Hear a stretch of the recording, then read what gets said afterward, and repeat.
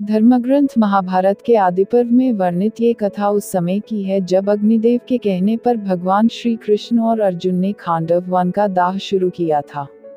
Khandava one में आग लगते ही उसमें रह रहे सभी पशु पक्षी एवं जीव जंतु रुदन करने लगे।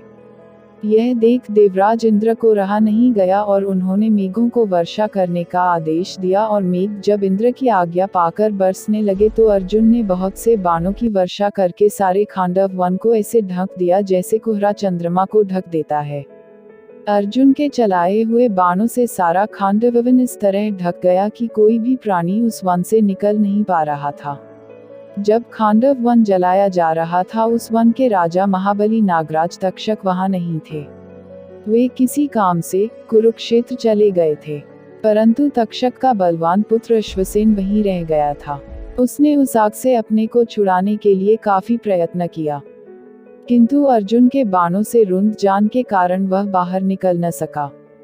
अंत उसकी माता सर्पिनी अपने पुत्र को बचाने के लिए आकाश में उड़कर भागने की चेष्टा की, परंतु पांडुकुमार अर्जुन ने तीखे बाण से उस भागती हुई सर्पिनी का मस्तक काट दिया। देवताओं आदि के साथ श्री कृष्ण और अर्जुन का युद्ध। महाभारत श्री कृष्ण और अर्जुन का युद्ध। उधर इंद्र सर्पिनी की यह अवस्था अपनी आंखों से देख रहे थे और उन्होंने उसे छुड़ाने की इच्छा से आंधी और वर्षा कर पांडुकुमार अर्जुन को मोहित कर दिया। इतने ही में तक्षक का पुत्र अश्वसेन उस संकट से मुक्त हो गया, किंतु जब अर्जुन इंद्र की मायाजाल से बाहर आए तो उन्होंने देखा कि अश्वसेन बच गया है। यह देख उन्हें क्रोध आ गया। उसके बाद अर्जुन ने आकाश में उड़ने वाले प्राणियों के दो दो तीन तीन टुकड़े कर डाले। फिर क्रोध में भरे हुए अर्जुन ने टेढ़ी चाल से चलने वाले उस नाग को शाप दिया, अरे तू आश्रयहीन हो जाएगा। अग्नि और श्री कृष्ण ने भी उसका अनुमोदन किया। यह देख देवराज इंद्र ने अपने इंद्रास्त्र को प्रकट किया। फिर तो बड़ी भारी आवाज के साथ प्रचंड वायु चलने लगी। उसने समस्त समुद्रों को क्षुब्ध करते हुए आकाश में स्थित हो मूसलाधार पानी बरसाने वाले मेघों को उत्पन्न किया। वे भयंकर मेघ बिजली की कड़कड़ाहट के साथ धरती पर वज्र गिराने लगे और मूसलाधार वर्षा होने लगी। यह देख अर्जुन ने प्रतिकार के रूप में उन मेघों को नष्ट करने के लिए वायव्य नामक अस्त्र का प्रयोग किया। उस अस्त्र से इंद्र के छोड़े हुए वज्र और मेघों का ओज एवं बल नष्ट हो गया।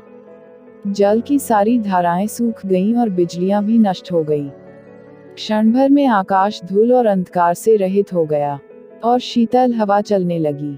यह सब देख अग्निदेव बहुत प्रसन्न हुए और पुनः बड़ी बड़ी लपटों के साथ प्रज्वलित हो खांडव वन को अपने में समाने लगे। कृष्ण और अर्जुन की कथा। इतने में ही गरुड़ की तरह दिखने वाला एक पक्षी श्री कृष्ण और अर्जुन की ओर झपटा।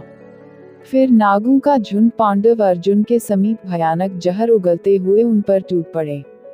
यह देख अर्जुन ने बाणों द्वारा उन सबके टुकड़े टुकड़े कर डाले और उन सभी के शरीर उसी जलती हुई अग्नि में समा गए। तत्पश्चात असुर, गंधर्व, यक्ष, राक्षस और नाग युद्ध के लिए उत्सुक हो अर्जना करते हुए वहां दौड़े आए। किसी के हाथ में लोहे की गोली छोड़ने वाले यंत्र था तो कुछ लोगों ने हाथों में चक्र, पत्थर आदि उठा रखे थे। वे सब के सब श्री कृष्ण और अर्जुन को मार डालना चाहते थे। कुछ क्षण पश्चात वे सभी अस्त्र शस्त्रों की वर्षा करने लगे। यह देख अर्जुन ने अपने तीखे बाणों से उन सबके सिर उड़ा दिए और महातेजस्वी श्री कृष्ण ने चक्र द्वारा दैत्यों और दानवों के समुदाय का संहार कर दिया। तब देवताओं के महाराज इंद्र श्वेत ऐरावत पर आरूढ़ हो क्रोधपूर्वक उन दोनों की ओर दौड़े। इंद्र ने बड़े वेग से अपना वज्रास्त्र उठाकर चला दिया और देवताओं से कहा, लो ये दोनों मारे गए। इसके बाद एक एक कर सभी देवगण धनुष, तलवार और अपने अपने अस्त्र शस्त्र लेकर श्री कृष्ण और अर्जुन पर टूट पड़े। यह देख श्री कृष्ण और अर्जुन देवताओं को अपनी बाणों से घायल करने लगे। बहुत से देवता बार बार प्रयत्न करने पर भी कभी सफल मनोरथ न हो सके। उनकी आशा टूट गई और वे भय के मारे युद्ध छोड़कर इंद्र की ही शरण में चले गए। श्री कृष्ण और अर्जुन के द्वारा देवताओं की गति कुंठित हुई देख आकाश में खड़े हुए महर्षिगण बड़े आश्चर्य में पड़ गए। इंद्र भी उस युद्ध में अर्जुन का पराक्रम देख बड़े प्रसन्न हुए और पुनः उन दोनों के साथ युद्ध करने लगे। तदनंतर इंद्र ने अर्जुन के पराक्रम की परीक्षा लेने के लिए पुनः उन पर पत्थरों की बड़ी भारी वर्षा करने लगे। परंतु अर्जुन ने अपने बाणों के द्वारा वह सारी वर्षा नष्ट कर दी। उधर जब इंद्र ने देखा कि उनके द्वारा पत्थरों की वर्षा विफल हो गई है तो वे पुनः पुनः पत्थरों की भारी वर्षा करने लगे। यह देख इंद्र कुमार अर्जुन ने वेगशाली बाणों द्वारा पत्थरों की उस वृष्टि को फिर विलीन कर दिया। इसके बाद इंद्र ने पांडुनंदन अर्जुन को मारने के लिए अपने दोनों हाथों से एक पर्वत का महान शिखर वृक्षों सहित उखाड़ लिया और उसे उनके ऊपर चलाया। यह देख अर्जुन ने बाणों द्वारा उस पर्वत शिखर को हजारों टुकड़े करके गिरा दिया। छिन्न भिन्न होकर गिरता हुआ वह पर्वत शिखर ऐसा जान पड़ता था मानो सूर्य चंद्रमा आदि ग्रह आकाश से टूटकर गिर रहे हों। वहां गिरे हुए उस महान पर्वत शिखर के द्वारा खांडव वन में निवास करने वाले बहुत से प्राणी मारे गए। इस प्रकार पर्वत शिखर के गिरने से खांडव वन में रहने वाले सभी वनचर प्राणी भयभीत हो उठे और उद्विग्न हो इधर उधर भागने लगे। तब श्री कृष्ण ने अपने चक्र को उन दैत्य आदि प्राणियों के विनाश के लिए छोड़ा।